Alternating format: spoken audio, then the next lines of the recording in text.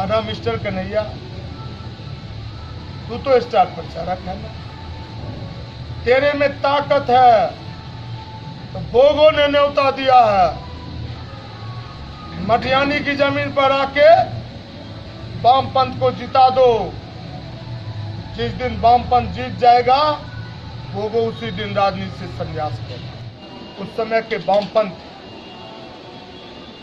दुनिया को रोशन, आज का वामपंथ लप्पू है। कांग्रेस सूरज तो दिल से सपना, उनका नाम लेने से इस शरीर का हर रोम में दर्द। जिस दिन कांग्रेस सूरज की अर्थी उठी भाई, उस अर्थी में मैं था, उनके घर पर घर नहीं थे। कांग्रेस रामेश्वर काका का आज पोता बस का कॉन्ट्रैक्टर, कांग्रेस देवकी नंदन का बेटा आज टैक्सी ड्राइवर, कांग्रेस रामचंद्र पासवान का बेटा आज बीड़ी बिनता है। उस समय बेगूसराय की धरती ने वामपंथ के कोख में राजनीतिक क्षेत्र में दधीची को पैदा किया। उसी काल का मैं बेटा हूं। मैं कांग्रेस चंद्रशेखर, कांग्रेस सूरज का पैर भी दबाया, उनके जूठे पत्ते भी उठाए, उनके साथ बैठ के कुछ सीखने का भी कार्य किया। उस रास्ते पर मैं चलता हूं।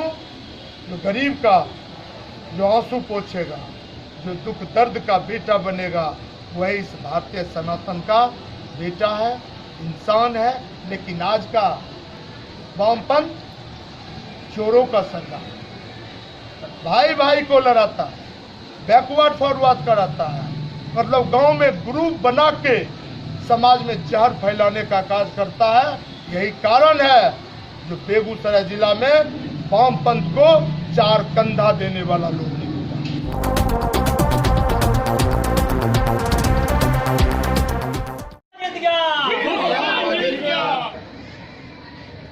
बेगूसराय जिले में एक सीट पड़ता है मटियानी, और यहाँ से जो लगातार जीतते हुए जा रहे हैं विधानसभा, उस शख्स का नाम है नरेंद्र सिंह उर्फ बोगो सिंह, लेकिन लोग उन्हें बोगो सिंह के नाम से जानते हैं। और उनके बारे में बहुत सारी बातें यहाँ प्रचलित हैं। हमने जब ये बातें सुनी तो हमें लगा कि नाम बहुत इंटरेस्टिंग है, बातें भी बहुत इंटरेस्टिंग है, तो शख्स से मिलना जरूरी है, क्योंकि लोगों ने कहा कि शख्स भी बहुत इंटरेस्टिंग है। क्योंकि चुनावी माहौल हम देख रहे हैं कि इस बार तो कोरोना की वजह से बहुत ही फीका चल रहा है, तो हमने सोचा किसी ऐसे शख्स से मिला जाए जिनसे हमें थोड़ा सा मजा आए बातचीत करने में, और जो सीरियसनेस होती है ना पॉलिटिकल, जो राजनीति होती है, साथ ही जो चुनाव होते हैं, जो इतना ज़्यादा सीरियसनेस हो गया है, उसमें थोड़ा हल्की फुल्की बातें भी होनी चाहिए। क्योंकि नाम जैसा है ना बोगो सिंह, कहते हैं किरदार भी वैसा ही है, मुस्कुराते रहते हैं हमेशा। आपका स्वागत है बोगो सिंह जी। आपका बेगूसराय की धरती पर बहुत बहुत स्वागत। अच्छा, सबसे पहले तो नाम बताइए कि बोगो सिंह जो हम नाम सुनते हैं, ये कैसे, मतलब पॉलिटिकली ये नाम कैसे आ गया, आपने कैसे ले लिया, नरेंद्र सिंह बोल दिया? देखिए, मैं भारतीय संस्कार हूँ, भारतीय संस्कृति हूँ, मैं कुरान हूँ, मैं रामायण, संपूर्ण रूप से मेरे खून में समा। बच्चे की पहचान माँ से, पिता से बच्चे की पहचान नहीं, माँ से बच्चे की। मेरा ममहर इसी विधानसभा के दियारा क्षेत्र सीमा, और मैं सीमा में ही पैदा हुआ। माँ बोली, हमारी माँ भी मूर्ख, मुश्किल से दस्तखत करता था। हमारे नाना मूर्ख, तो नाना हमारा नाम रखे वो। बच्चा में हम देखने में अच्छे नहीं थे, अभी भी तो काले ही हैं, लेकिन बच्चे में बहुत काले थे, इसलिए उन्होंने मेरा नाम बोगो रख दिया, बोगवा रख दिया। हमको बहुत खुशी होती है, विधानसभा में भी मंत्री जी, मुख्यमंत्री जी हमें बोगो जी कह के ही संबोधित करते हैं। हमको अच्छा लगता है, अपनापन भाव महसूस होती है, जो हमारे माँ की मिट्टी की खुशबू हमारे खून में दौड़ रही है, और हमारा पिता का जन्म दी हुआ सुंदरता में मेरे बाबा ने मेरा नाम नरेंद्र रखा। यही मेरी आवाज़ है, यही मेरी पहचान। अच्छा, नरेंद्र तो हो गए, नरेंद्र यानी नरेंद्र जिन्हें हम स्वामी विवेकानंद के नाम से जानते हैं, तो एक नाम था, तो उनके जो संस्कार कुछ आपको लगता है कि आपने भी अपने जिंदगी में ढले नरेंद्र के नाम से, या कि सिर्फ बोगो के नाम से सारी चीजें चली आपके अंदर? नहीं, बोगो कुछ नहीं, बोगो मिट्टी के कण के समान। मेरे जीवन का जो आदर्श है, माँ दुर्गा का मैं बेटा हूं। माँ मुझे एयर के माध्यम से संस्कार देती है, और जो भी इस सृष्टि में महान भाव रहे, मैं जिनको जहां तक जानता हूं, उनके आदर्श को अपने जीवन में उतारने का प्रयास करता हूं, कोशिश करता हूं जो सदा सकारात्मक बोलूं, सकारात्मक चलूं, और उन्हीं के आदेश से मैं चलता हूं। मेरी अपनी कोई पूंजी नहीं है, कोई पहचान। अच्छा, आपने कहा कि जैसे कि माँ दुर्गा के साथ आपका डायरेक्ट कनेक्शन है, तो पॉलिटिक्स में आना कैसे शुरुआत हुई? क्या कुछ आपको ऐसा ज्ञान मिला कि हाँ मैं पॉलिटिक्स में जाऊँ, या फिर किसी परिस्थिति की वजह से आप पॉलिटिक्स में आए? आखिर करते कि आप क्या थे, जिसके बाद आपकी शुरुआत कैसे हुई? नहीं, हम बाबू बात जानते, मैं भिखमंगा परिवार का बेटा नहीं हूँ। मेरे बाबा अच्छे खाते पीते किसान थे, खरबों की संपत्ति मेरे बाबा को थी, आज भी वो प्रॉपर्टी मेरे पास है। मेरा फाउंडेशन काफी मजबूत है। मेरे पापा करोनितेश सोडा कारखाना में एम्प्लॉय थे। राजनीति हमें भूख में नहीं आई, मैं एक बिजनेसमैन था, शराब की दुनिया का। उस क्रम में हर मानव का सारा निश्चित, सारा में जाना पड़ेगा। हमको ज्ञान नहीं थी। कोई बच्चा माँ के आंचल से संपूर्ण तो पैदा होता नहीं। जब समाज में उसके जीवन के अंधकार को दूर किया जाता है तो बच्चे संस्कारित होते हैं, प्रकाशमान होते हैं। तो मैं बिजनेस के लिए निकला, तो बेगूसराय जिला में भयानक बात आई। रामो बामो कामों की सरकार थी, जो आज कोटवार जेल में चक्की भी चला रहे हैं। तो मेरा जो बिजनेस था उसमें रंगदार का दबदबा था। तो हमारे दुकान को लूट लिया गया, मेरे चेन छीन लिए गए, सारा लूट गया। तो हमको लगा कि मेरी हत्या हो जाएगी। तो मैं कुछ अच्छे बुरे लोगों से संगत कर और उनको टैक्स भी देता था, झूठ क्यों बोलेंगे, रंगदारी टैक्स भी देते थे, और हम अपना बिजनेस को सेव किए। तो उनके जो दूसरे ग्रुप थे वो मुझे अपने रडार पर लेना शुरू कर दिए। इस क्रम में मेरे ऊपर 2-4 मुकदमे भी दर्ज हो गए, जबकि मुझे पता भी नहीं दर्ज हो गए। मुझे जेल भी जाना पड़ा, और मैं 94 में लगभग 6-7 महीना जेल में गया। उस दौर में मैंने काफ़ी चिंतन किया, और मैं जेल से जब छूटा तो संपूर्ण रूप से माँ गंगा की सौगंध, गौ माता की खून की सौगंध खा के निकला, जो मुझे इंसानियत के रास्ते पर चलना है। हमको अब व्यवसाय की दुनिया से रिश्ता नहीं रखना है, क्योंकि मेरे खून में अपराध नहीं थे। मेरे खून में अपराध नहीं थे।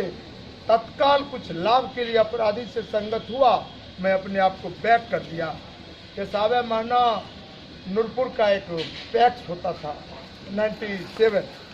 97 में मैं चुनाव लड़ गया।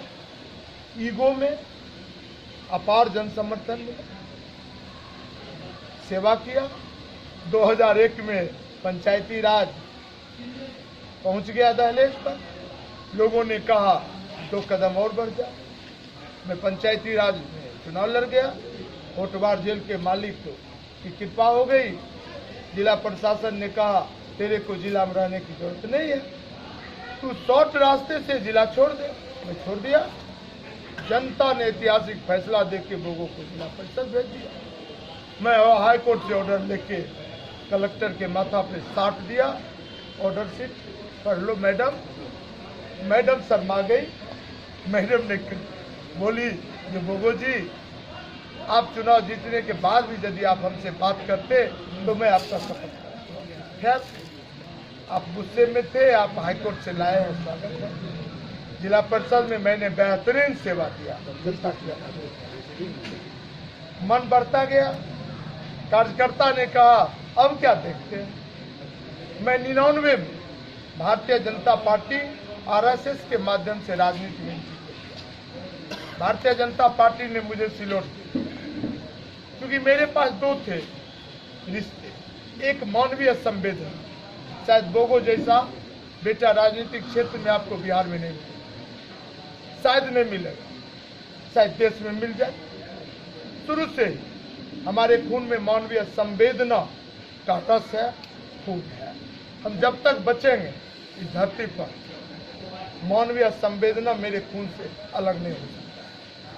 तो उसमें हम आगे गए टिकट के लिए 2000 में। पार्टी ने उस लायक नहीं समझा, हम रोते हुए घर से। नाराजगी हुई थी? नहीं, रोते हुए घर से, कोई नाराजगी, दुख था। नाराजगी होती तो मैं किसी दल से अपना चरित्र बेच के कोई सिंबल लेके आ गया, मैं घर को आ गया। भाई ने कहा, परिवार ने कहा, समाज ने कहा चिंता मत करो, मेहनत करो। मैं एक पागल की तरह, दीवाना की तरह मटियानी विधानसभा में बौखना शुरू कर। 2005 में फिर चला गया दिल्ली टिकट के लिए।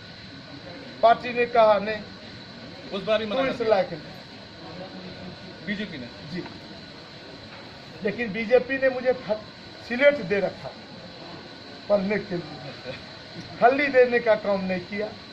हम 2005 में फिर रोते हुए घर से गए। हुलुक बुलुक की आदत नहीं, वो माँ ने मुझे संस्कार नहीं किया। इस धरती पर आए हमारे आरएसएस के माननीय पदाधिकारी, भारतीय जनता पार्टी के पदाधिकारी ने कहा नहीं बेटा, चुनाव लड़ो, जनता की अदालत में चलो। नेतृत्व शिथिल है, कमजोर है।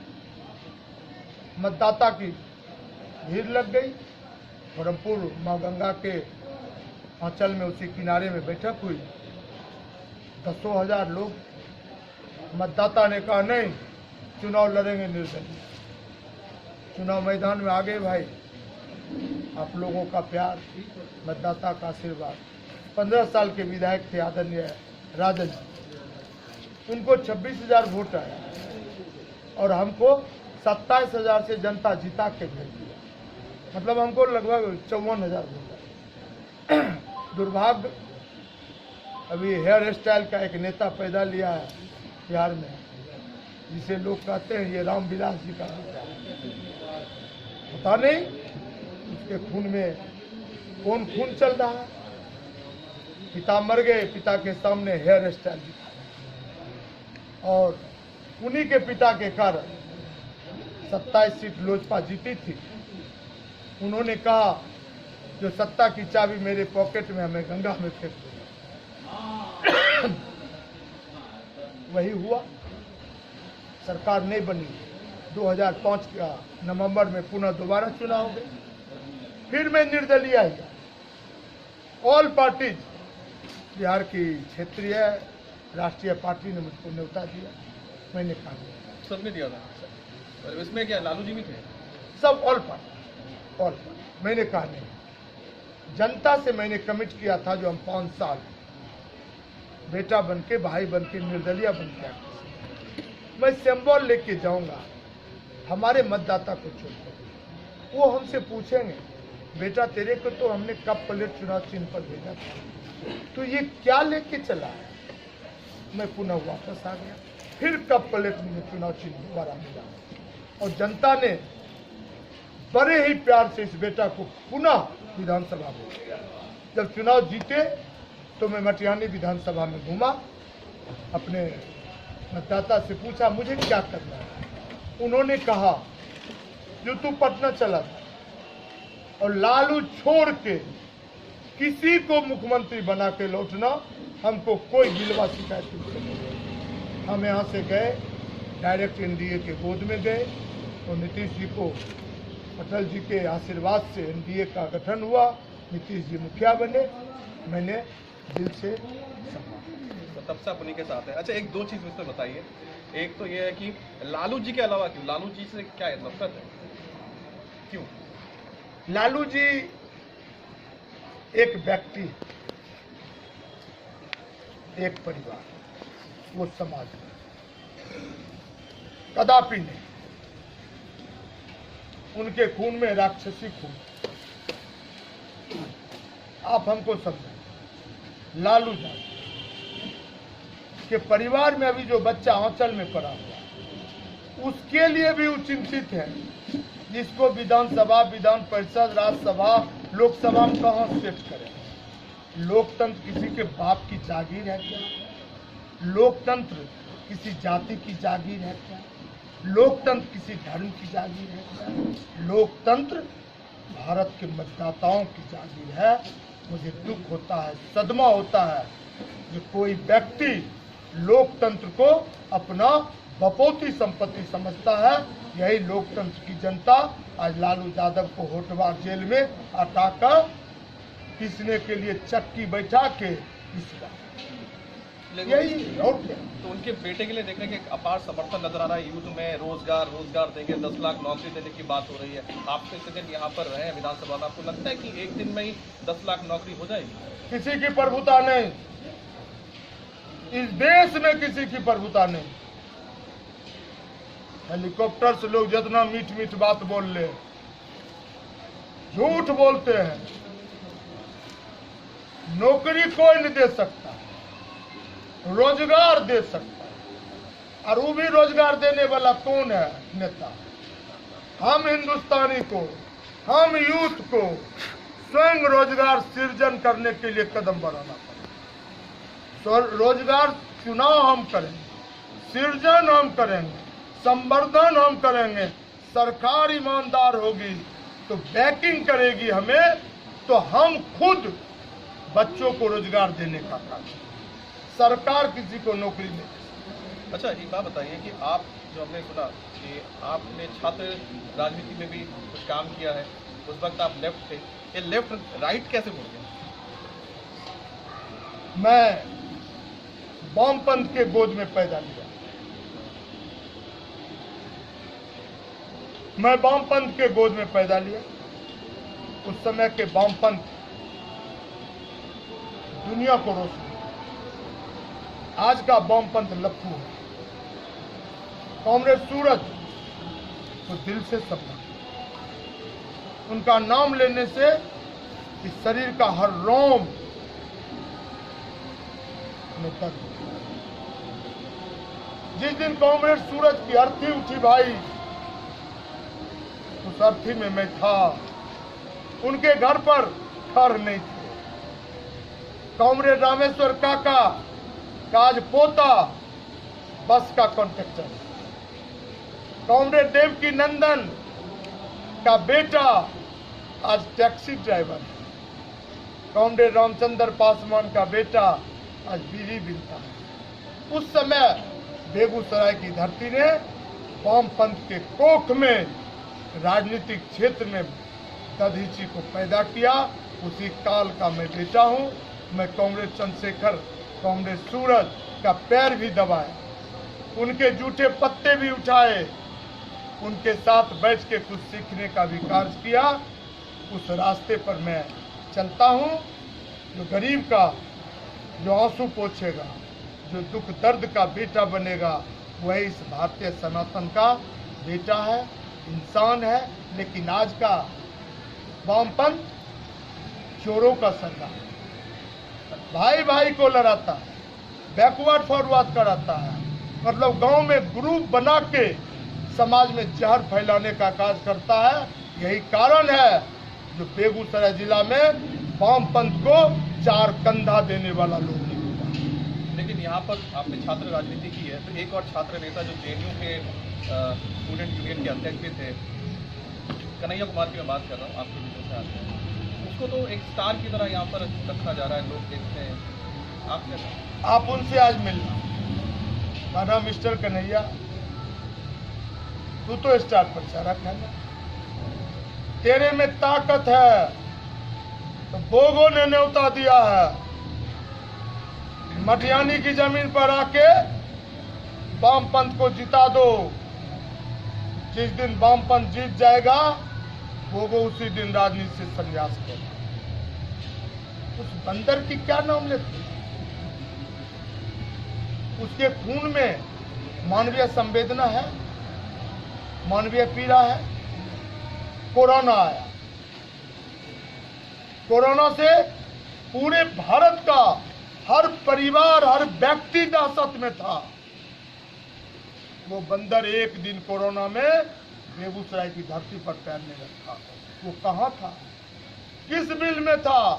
बंबई के बिल में था, दिल्ली के बिल में था कि कश्मीर के बिल में था? उसको जवाब देना चाहिए। नंबर 2, लोकतंत्र में सत्ता और विपक्ष, सत्ता हाथी होता है और विपक्ष उसका गजारा है। सत्ता पागल होने लगे तो विपक्ष को चाहिए उस पर गजारा देके उसको राइट एंगल पर चला दे। 4 लाख से चुनाव हार, कोई गम नहीं, बेटा मेहनत करो। लेकिन लगभग 1.25 साल हो गए, 1.5 या 2.25 साल हो गए चुनाव के। एक दिन बेगूसराय में गिरिराज दा को बेगूसराय की जनता ने आशीर्वाद दिया। और गिरिराज दा यदि चाल से बेचाल होंगे तो उसके चाल को लगाम कौन देगा? विपक्ष देगा। वो बेकार है, उसको दिल्ली में लफुए करने दो, उसकी चर्चा बेगूसराय में। अच्छा, चर्चा अगर इसकी करें युवा नेता जिसको तेजस्वी के देखते हैं लोग, तो तेजस्वी को आप देखते हैं कि लोग, क्योंकि वो मुख्यमंत्री के तौर पर प्रोजेक्ट हो रहे हैं, दूसरे चिराग पासवान भी अपने आप को देखते हैं सीएम की तरह, कोई प्रोजेक्ट करे उनकी पार्टी, उनके समर्थक, तो दोनों नेता के बारे में तेजस्वी सबसे पहले। तेजस्वी जी के बारे में तो बता दिया। बेटा के खून में पिता का खून आता है क्या? माँ का खून आता है? जरूर आता है। संस्कार आता है। ये जेनेटिक लक्षण है जो मेरे खून में, मेरे पापा का खून, माँ का खून, मेरे बच्चे के खून में मेरा खून। तो जिसका बाप जाति के कब्र पर पैदा लिया, उसका बच्चा समता मूलक समाज का स्थापना नहीं कर सकता। कभी नहीं, कभी नहीं। वो सिर्फ जाति की राजनीति करते हैं। जिस दिन वो समता मूलक समाज बिहार की राजनीति शुरू कर देंगे, शायद आने वाला समय उनके लिए बेहतर हो सकता है।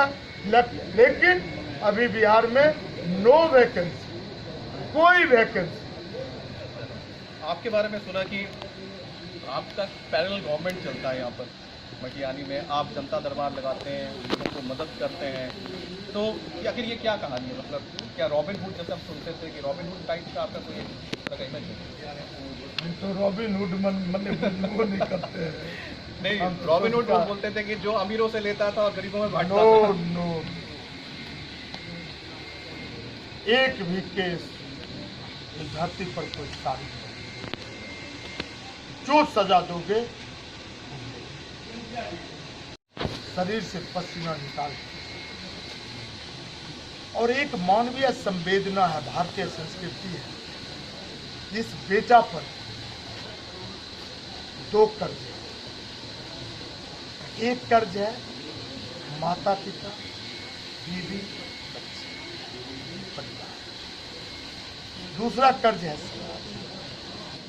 माँ ने 365 दिन गोद लिया इस बेटा को, बाप ने 365 दिन गोद लिया, चाचा ने 365 दिन गोद लिया, 365 दिन मुझे चॉकलेट दिया।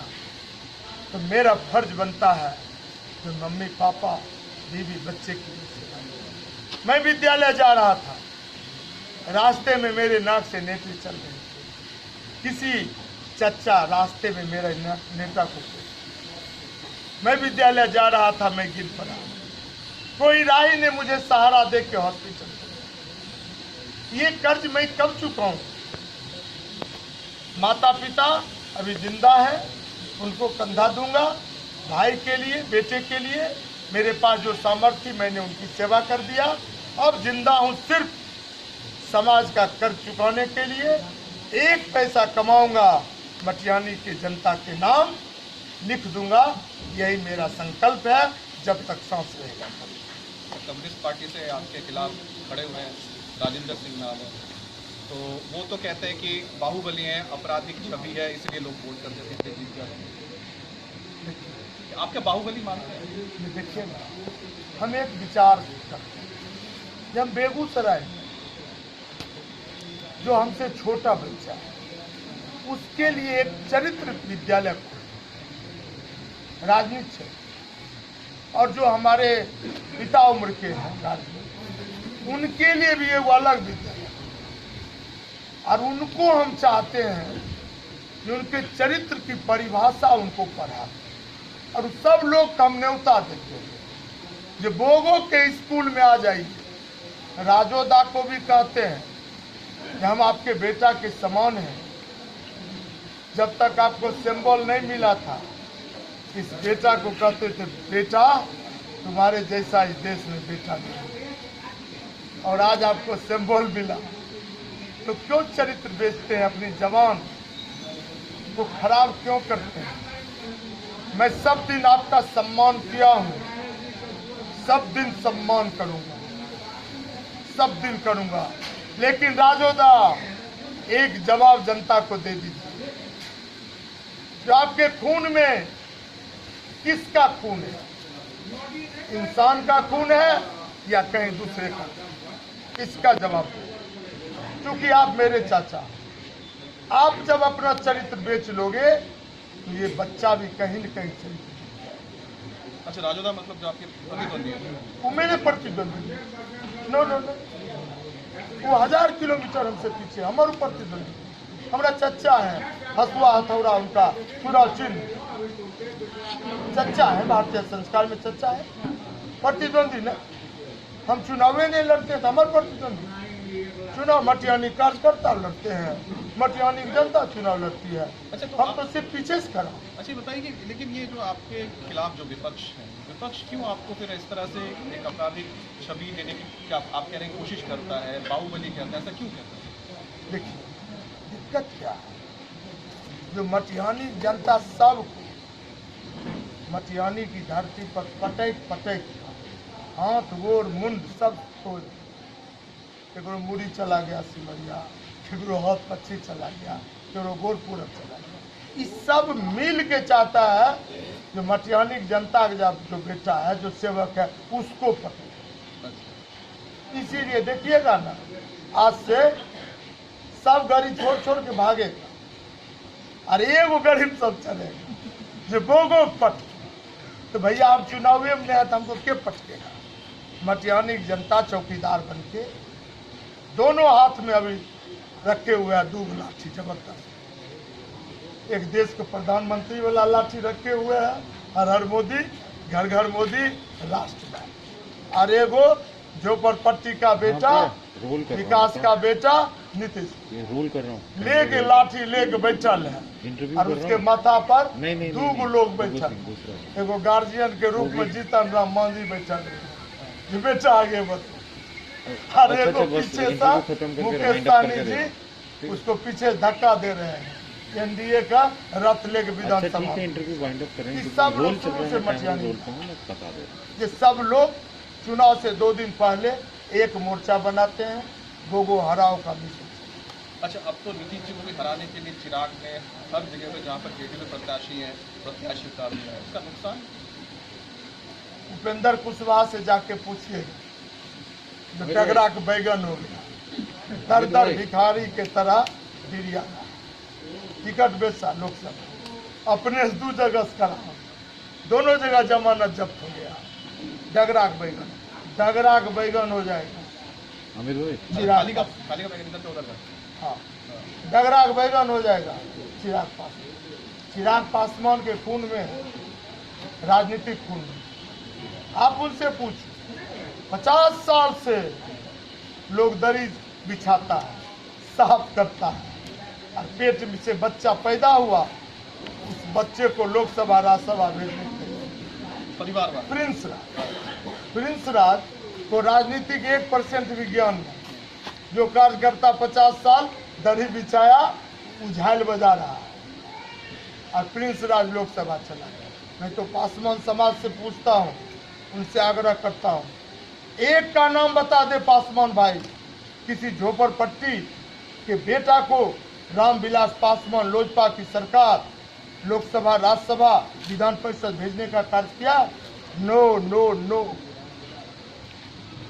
पति पत्नी, बहन बहनों, दामाद, बेटी, यदि सीट बच गया तो बिहार में जे टोपी वाला बाहुबली है, जो टोपी वाला है वो बाहुबली, धनपति के यहाँ टिकट बेच देना, यही उसका पेशा है।